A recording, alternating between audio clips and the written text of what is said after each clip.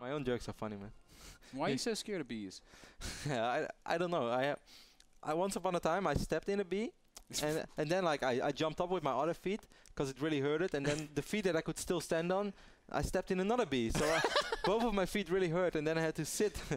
I had to sit down and I had both of my legs in the air, and I was like, oh, this hurts. And then like I had 2 really big red spots. I was pretty young back then. I was like 11 or 12, and since then, man, I've been pretty paranoid. I told you this story once, right? When I was at an open-air restaurant in Germany, Cologne, and it was like completely packed. There were a lot of people. And there was a bee coming in, and I suddenly stood up, like I somehow, how do you say that, like wrangled myself out of the seat because it was pretty hard to get out. Yeah, and then like some people looked at me and they didn't see it, and they thought like, wow, that guy's weird. And I just pretended like my nose was bleeding, you know, it's no biggie, no biggie. And then pretended like your nose was bleeding? Yeah, that's the Dutch expression, you know, like you just pretend that nothing is happening, but you know something was happening, but you just like, okay, they're looking at me, but I don't realize it. And then I sit down, and 45 seconds later, the bee comes again. I was like, man, I can't stand up again. All these people are going to think that I'm a lunatic. So I just like try to lean back, you know, as far as possible. And then I see this bee coming really close to my nose. So I just completely freak out, and I like roll over and almost trip over the table. And everybody like starts looking at me. Like literally like 75 people were just staring at me. And I was like, sorry guys, I'm really afraid of bees. And all these Germans were like scratching their head. Half the people didn't understand me anyway. Man, me and bees doesn't work out. You know, I got attacked by bees when I was a little kid. Yeah, you told me that. I was sitting on the front steps to my house, and I was eating a grape popsicle. And I'm just sitting there eating my popsicle like a happy little guy. I've got my little bowl cut, haircut, and I'm just kind of bobbing around. My little hair's kind of bouncing. And then I hear the buzzing.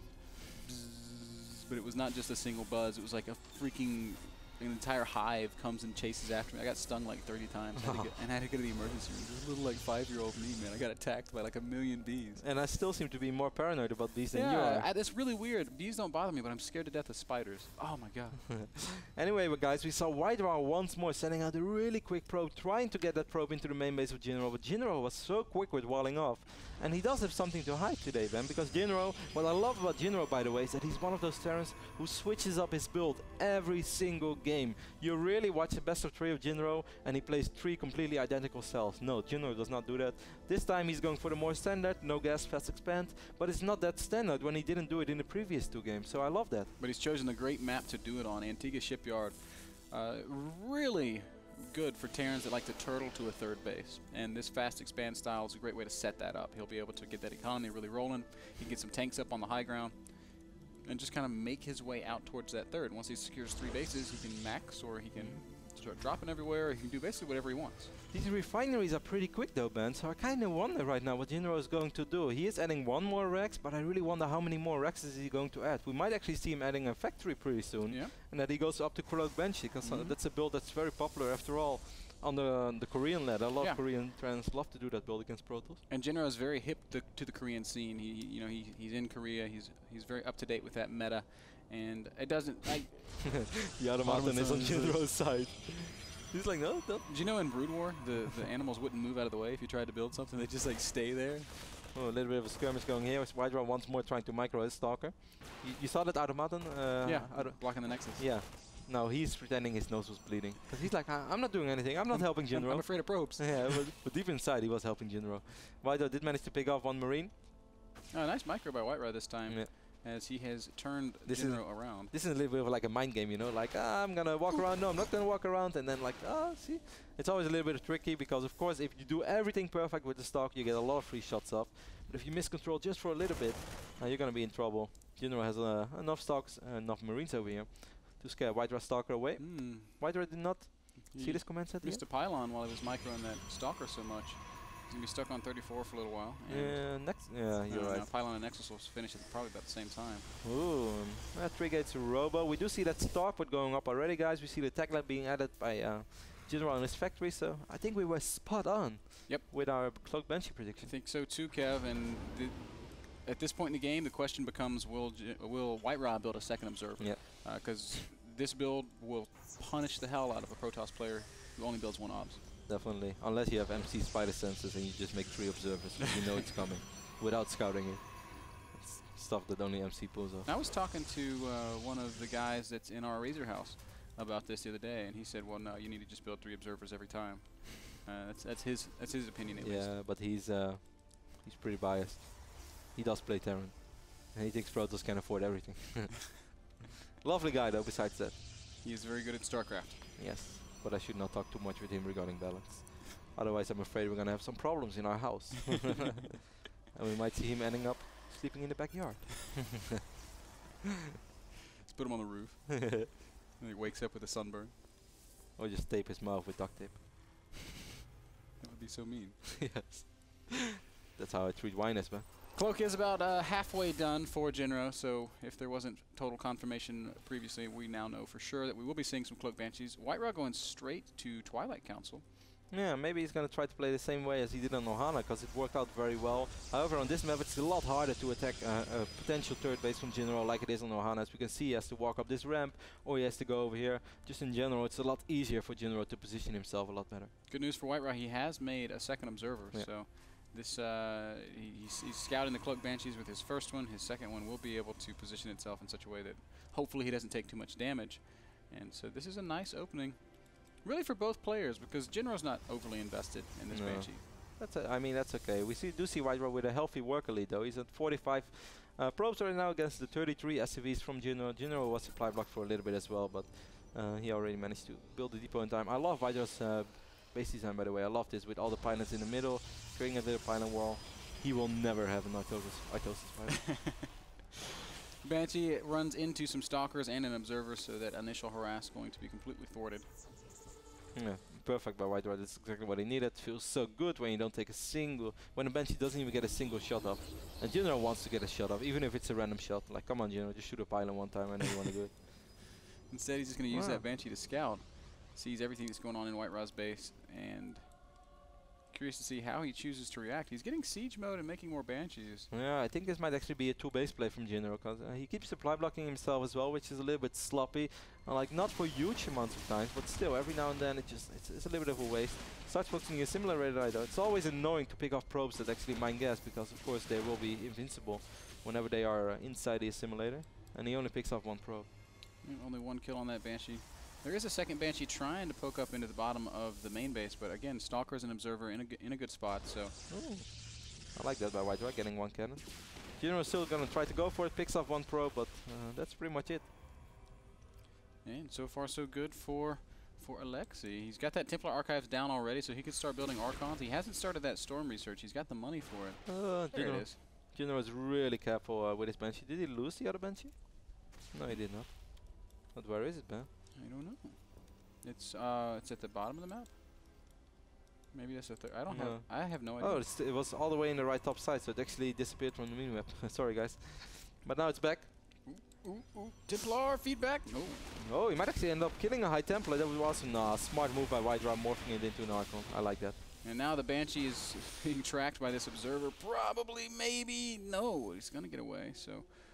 Both Banshees get away. Really nice control by Jinro. Despite not killing all that much, he's been very, very careful with his Banshees, and that deserves some creds as well. Yeah, but unfortunately, I think this Banshee might be trapped. It's got the observer nipping at its heels, and a cannon below it, and the Stalker's waiting down into the right of it, so it's going to be very hard for him to get out of there. WhiteRa takes a third. Yeah, interesting, and he, Jinro just scanned here. I'm not sure if he actually picked up an observer or not.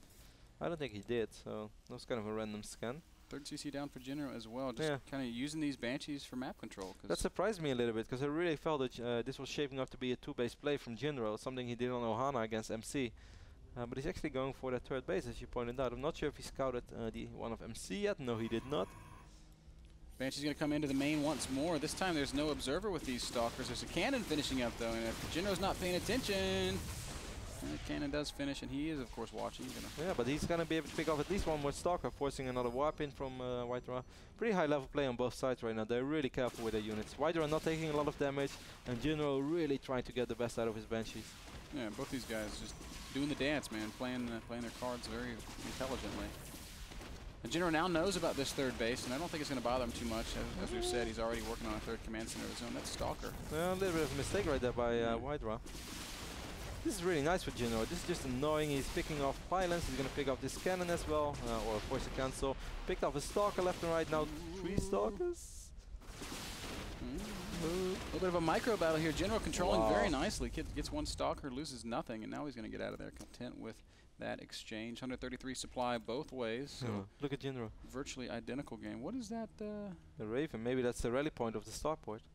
But he did actually spot that observer. Would have been so sick if you would have kept track on that observer with the Raven and then sent a few SCVs.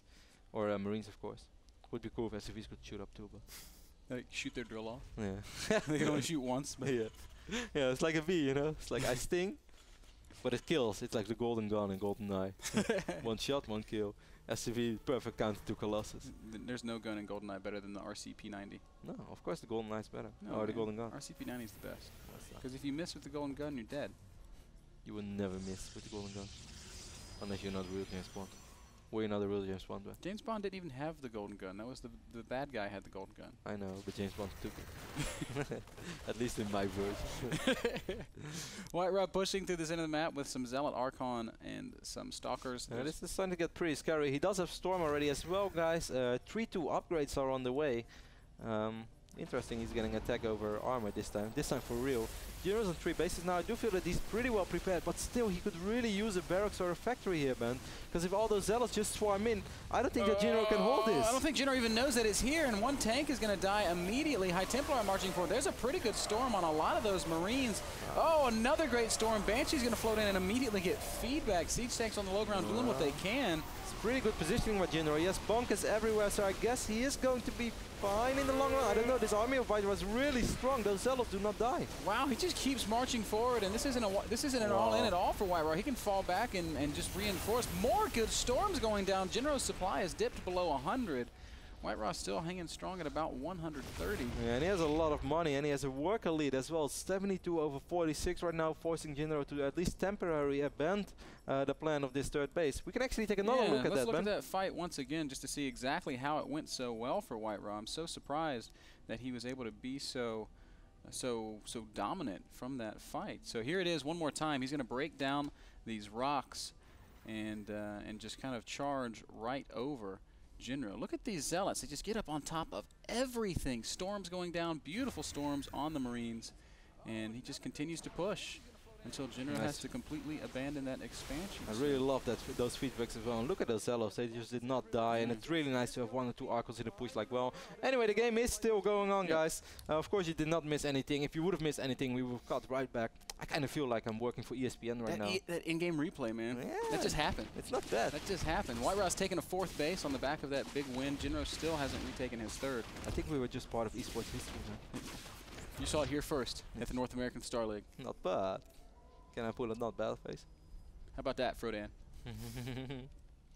You guys got to one-up us on Wednesday. One bench if Jinro is still here. It's still trapped. Jinro is trying to save some time for himself. Supply-wise, it's pretty close. Army supply-wise, Jinro even has a small lead. But those upgrades for WhiteRa, they're going to get out of control. He's going to have 3-3, and he's even working on his shields already. He's getting the 4th base over here on the right side of the map. Wiping in that 1 hero zealot. It's going to take care of this Marine. Jinro is really slacking on upgrades. So like 2-2 will be done within 90 seconds or so. WhiteRa did such a good job. Jinro is on 4 orbital commands. Sorry guys, kind of missed that one. Cass would be proud. With only 48 SCVs, it might look like he's way behind, but with all these orbitals, his economy's gonna be fine, and he's gonna have a much larger army the next time these guys fight. Army supply right now 99 to 105 in favor of WhiteRa. And the good thing is he already has 6 ghosts, 2 more additional ghosts on the way, so he's gonna have a much better way to deal with these Archons, and hopefully with those storms as well. But does he have a real answer to the Vikings? That's what I'm really to the Colossus, of course. That's what I'm wondering about. It's hard to have a good answer when the Protoss players got such a well-mixed composition here. There's Immortals, High Templar, Colossi, Archons, and tons of well-upgraded Zealots. And there's only, of course, a certain amount of gas that you can mine out of 2 bases. He got Banshees. I love this, forcing always those defensive weapons. Of course, that's not what WhiteRa wants to do. And all the Jinro wants to do is save time. WhiteRa's, I think if WhiteRa would go for it, I think he would get a really good trade-off. This is nice by Jinro. He's going to pick off all these gas mining probes in the natural of WhiteRa, and he's just going to back up. So 2-2 is ready right now for Jinro, but he could really use a few Vikings, and now he is mining from these 2 refineries. Doesn't have all the SCVs in it yet though. WhiteRa's gonna storm in once more, Ben. This army, I don't even know. I swear, I don't think Jinro can do much about it. WhiteRa's gonna send a couple of zealots high, and the rest gonna come crashing down through the big chokes in the middle. EMP's going down. They do hit those Archons pretty solidly. There's a lot of Ghost stuff, but look at the Storms, the Archons, the Colossi. It's just too much, man. Jinro's not going to be able to hold here. No, he's not. This is just a too powerful army from the Ukrainian Protoss. Jinro calls GG. WhiteRa wins the first series of the day, 2-1. So that means that WhiteRa is 2-1 right now in the NASL Star League. Not bad. And Jinro is unfortunately 0-3 once more, falling 1-2. Despite once more playing pretty good. Plays another great best of 3, but just barely coming up short. It's got to be really frustrating for him. But he's showing really good games. Like that was a great game. He just took a lot of damage to a really well executed attack. Good timing, good upgrades by WhiteRa, but I still feel like those zealots, they are really scary, of course. And if you fight them, like in that phase of the game, Terran cannot fight an army like that. There's just too many zealots. They're extremely good, and of course with charge, they're really quick as well. But if you can somehow put like a good choke somewhere where you can get some buildings, I mean, we take a look at the instant replay, the final fight once more, but this was just too much, despite good EMPs. This still harkens back to what you're talking about. If there's buildings out front, you can't just attack through that. If there's bunkers and depots and things, Jinro was leaving those units kind of uncovered, which, I mean, I don't know that it would have made that much of a difference in that fight, but in the fight before it, if there's walls behind, you know, if there's depots behind the debris, if there's a couple bunkers and maybe a barracks or two. I mean, I slowly but steady starting to feel that PvT or TVP, and let's look at it from the Terran stand view, is slowly kind of becoming sort of like playing Protoss with Zerg, where having sort of wall-offs where you can just not fight that army straight up, you just need a crucial building placement. Because I mean, if I would just expose my Protoss units really openly against the Zerg, I would get swarmed by Zerglings all the time, and of course then I still have safety force field, something that Terran does not have. That helps out quite a bit. But you know how important it is for Protoss, for instance on Daybreak, how to get proper walls against Zerg, and I'm starting to feel that it's just as important for Terrans against Protoss, because in that phase of the game, Zealots are so incredibly strong that you kind of need that. Otherwise, you're just making it really hard on yourself. You're exactly right. And okay, I'm going to ask you something, and I know what you're going to say, but I still, it's always on my mind. It's always on my mind. Why aren't Terran players mixing in a couple Hellions? They used to. I mean, for instance, the North American Terran, DDE. I remember watching the Shoutcraft Invitational back in the days where I played a lot of games against Zocca, and he used to go for Marine Marauder and then a lot of Blue Flame Hellions, and I thought it was really good. I thought it was awesome, and it was a really hard army to beat. But ever since the patch, when the Blue Flame Hellions got nerfed, you barely see them anymore, and I'm not sure if that's the right call or not. I think they can still be pretty useful. Then again, we saw how low, Hellions don't even cost gas, so I think you're right. I think it will be pretty good. I don't know. And I mean, they also absorb a lot of damage. Yeah, they do. They absorb damage. They're cheap. I'm not saying it's the answer, but I'm kind of curious why we don't see Terrans experimenting with it. Maybe it's because Terrans like Puma have found ways to win just doing that same old stuff. I don't know. Yeah, anyway, guys, that game, did you want to... No, I just love Puma. That's all I want to say. That was the Game Minder Game 3 Game Minder, the smartphone app that lets you set video game reminders for game releases and NASL broadcasts. So go check that one out. We're going to take a short commercial break, and then we're going to have some words with WhiteRa, so do not go anywhere.